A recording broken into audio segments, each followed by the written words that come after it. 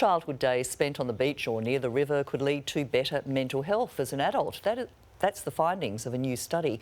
Using data from 18 countries, researchers looked at how exposure to so-called blue spaces is good for the body and mind. Let's take a deeper dive on this with Dr. Marnie Lishman.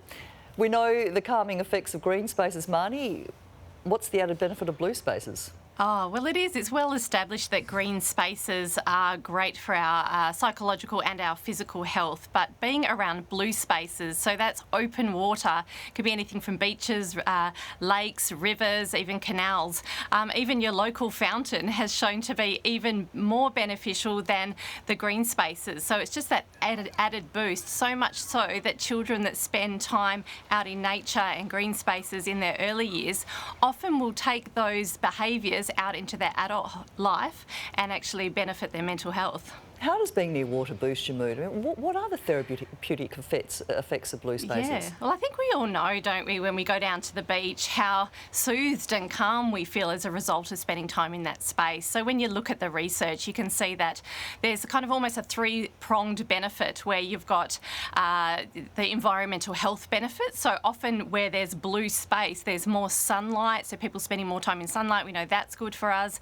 We also know that there's often, it's more fresh air, there's less pollution as well, so that's good for our physical health, and we know that that's linked to our psychological health.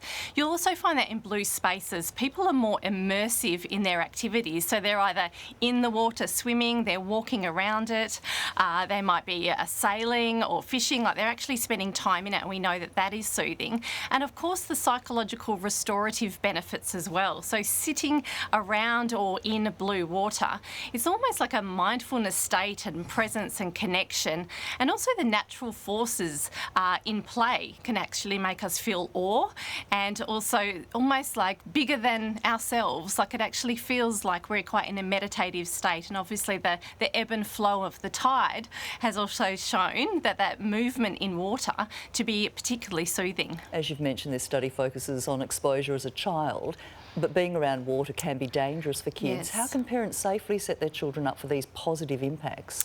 Yeah, exactly. And I think any time we're ill-prepared or not feeling confident and not feeling competent in some sort of nature setting, it can actually be quite dangerous. And water, I think, really tops it in terms of if we're not prepared for it and we feel quite not confident, we can get quite panicky, and that leads to lots of dangerous situations, particularly with children. So I would say, yeah, we need to immerse children as early as we can in activities where they can build a foundation of confidence and give them the skills to actually be around water. And I think that the most ideal thing to do is get our kids into swimming lessons as early as possible so that they feel comfortable and they have those skills. Dr. Lishman, thank you for explaining the power of blue spaces. Thank you.